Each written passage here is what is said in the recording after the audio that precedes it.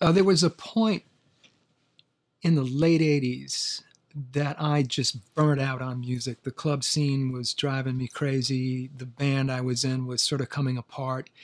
And I just decided I was going to stop. I grew up with parents that were in the arts. My mother was a painter. And I had gone to art school for a little while, went to the museum school. And I decided I was just going to paint. I painted for close to 10 years, showed in galleries around Boston, and was doing fairly well. I missed music and came back to music. But I've thought about the corollary between being a musician and being creative and being a painter and being creative. I think there's something about painting that I always believed in, which was you enter into it without really knowing where it's going to take you. And I think that's the same for songwriting. I think you start with something small and it takes on its own life. It becomes its own thing. And I think that for me as a creative person, the one thing that was sort of an epiphany was, as a painter, I was very aware, I became very aware of when something felt right. Christmas came and went. I didn't get any gifts, but I've been keeping to myself.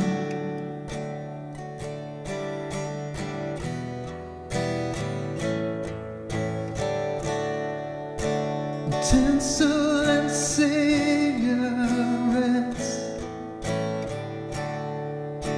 are just about as good as it gets. If I were a winner, I would have already won.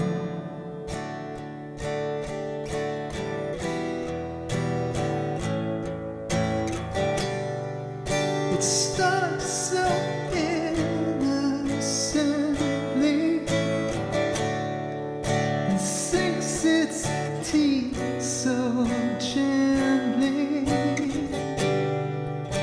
You may not notice till it's too late.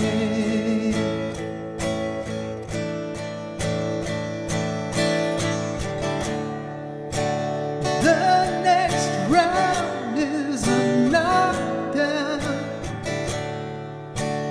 The next round is a knockdown. The next round is a knockdown day.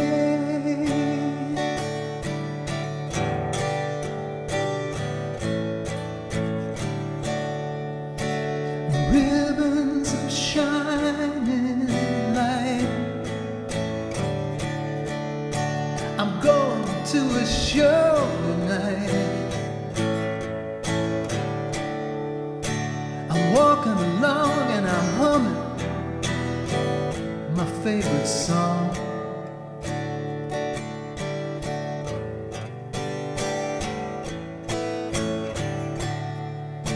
I'm almost enjoying this, trying to feel the peace and bliss. If only there was someone to share this with.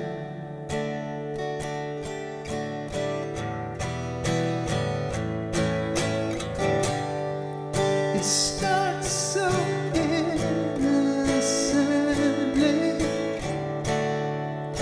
it sinks its teeth so gently. You may not notice till it's too late.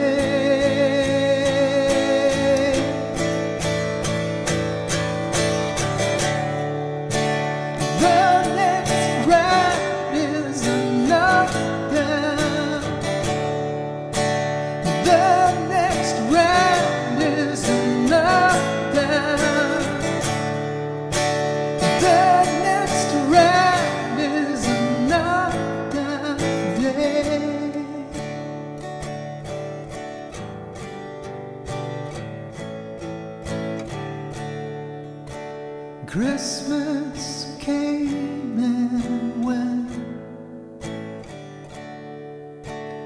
I didn't get any gifts, but I've been keeping to myself.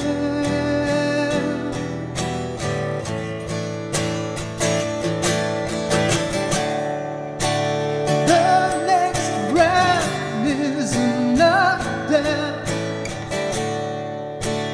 The next round is not down. The next round is not down day. A knockdown day.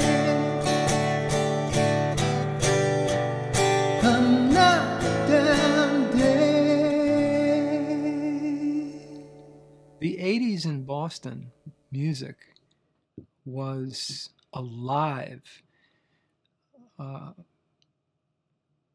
The Rat, Jonathan Swift's, Jack's, just a little bit later the Channel.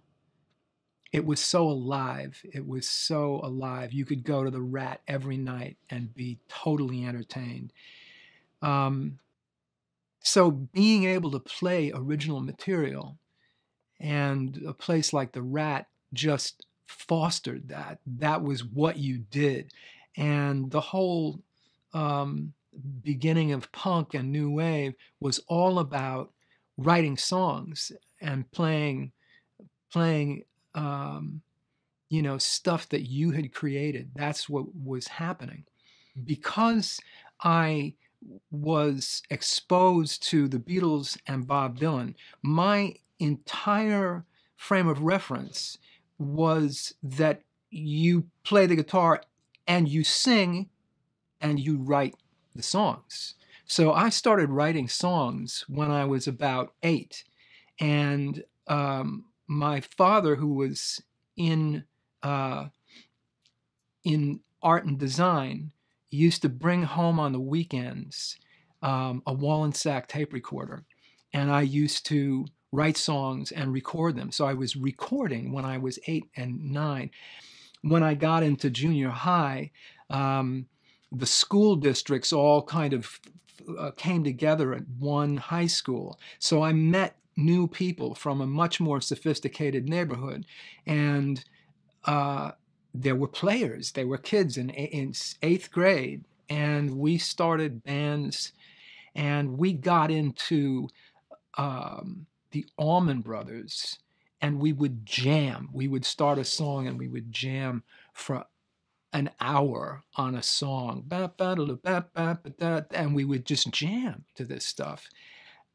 That was the beginning of my exposure to group music. And since then, that's all I want to do. I'm not really that interested in being a solo artist and performing by myself on a stage. It's playing with a band that turns me on. It's playing with a band that really makes me feel full and alive. I had a Stratocaster, which I bought downtown New York, that I truly loved. I truly loved that guitar. I played it in Private Lightning, and I played it in the Souls. And I lost that guitar in a fire. My art studio in Davis Square burned down, and I lost everything I owned, all of my equipment, all of my recordings from when I was younger, and all of my, records. I lost my record collection, but I lost that Stratocaster, and I will never forget that Stratocaster. And it's interesting, because what that experience did for me is now I just don't become attached to things. So I've got a bunch of guitars now, and I love them, but I also am aware that it's transient, and they may leave me.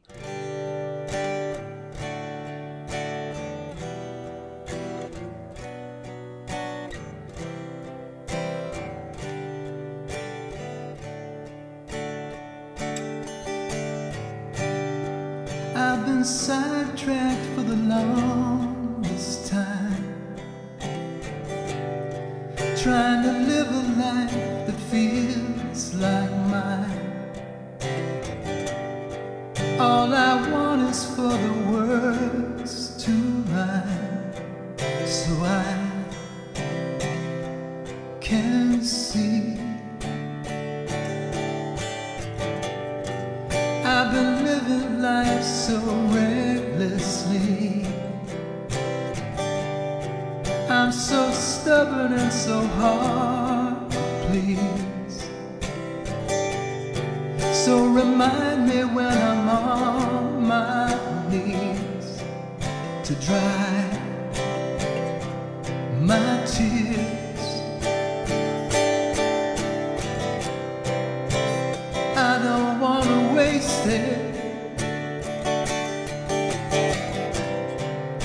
'cause I can almost taste it. I've been up and down, I've been turned around, I've been lost and found, and I'm still here.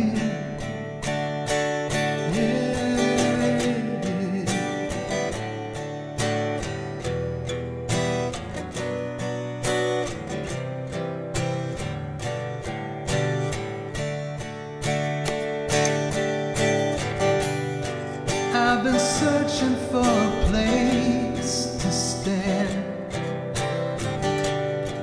trying to find a way to play my hand. I don't know if you will understand the way I feel, like the dust upon my windowsill. Moments gather, overflow, and spill. Maybe I will see my dreams fulfilled. It's not too late. I don't want to waste it, 'cause I can almost taste it.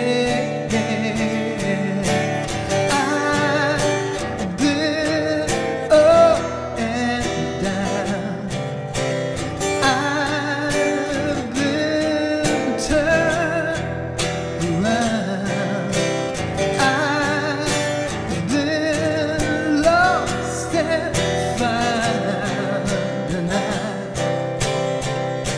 still here.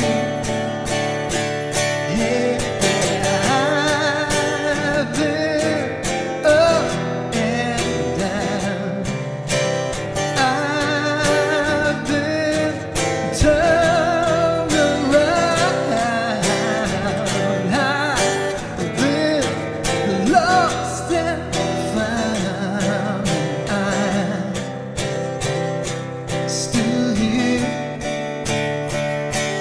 Yeah, I'm still here. Yeah, I'm still here. My best songs have come from a guitar chord pattern, a melody that's hummed, a lyric that is mumbled until something falls out and can be taken and expanded upon. And those are the most organic songs. Those are the songs that seem to have heart in them, have soul in them. It doesn't come, for me at least, it doesn't come from an intellectual standpoint. It comes from my soul. I pick up things. For me, the Beatles are sort of the the point of departure for a lot of thoughts about writing, just how melodic they were and how smart they were and creative they were in their chord structures. So what I would say is true of my songwriting is that once I stumble on a series of chords, I will begin to work on a melody, and I will nudge that melody towards a complexity that would be similar to a McCartney or Lennon melody. I tend to just respond to the sound of things. So I will sit with the guitar for, a long period of time, an hour, more, and I will just strum and move from this chord to that chord, and often something sticks. It's not always great, but sometimes just that sound, just that sound is enough to give you the confidence to stick with that and to explore it and to want to follow it to where it wants to go. What is comfortable for me is playing in a band with other people.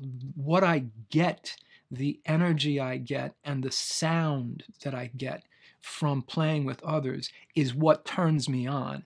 There's something about being part of a tribe that is very, it nurtures me. I feel it deeply to get together with a group of people. You count that song off and it's just, it's heaven, it just is. That's where I want to be, is with a band. This one's called Madeline. It's on my my album from a couple of years ago. Madeline, your soft and dusty perfume is clinging to the fabric of my jacket. I thought that you had gone, but you were right beside me, your sylph-like silhouette so strongly backlit. I couldn't see your eyes, but I hope you were beholding the person I believed that I could be. There is no right or wrong, you're where you belong, and I am an outsider trespassing. We sat on cement steps, smoked a hand-rolled cigarette. You spoke straight from your heart, you spoke so clearly. And when I heard you laugh, I found that I was smiling, caught between the melody and silence. There is no right or wrong, you're where you belong, and I am an outsider trespassing. The house is coming down about a month from now. You'll go somewhere and lead your life completely, and drink expensive scotch from a finger-printed wine glass, and never know the mark you left on me. There is no right or wrong, you're where you belong, and I am an outsider trespassing. Madeline, your soft and dusty perfume is clinging to the fabric of my jacket. When you create something, if you're a painter or a songwriter or a sculptor, you create that thing when it's right and you call it finished. You then lose possession of it. You give it as a gift to your audience. And I am okay with that. Once I have finished a song and it's recorded, there tends to be, and this is widely held in the music industry, a sense that that is the recording of the song, that is the definitive rendition, and we're not going to go back and record it again because it's done. At that point, I wouldn't say I'm happy to lose possession, but I'm resigned to the fact that as an artist, what I create is going to go into the world, and I'm going to have to let it go in order for it to live.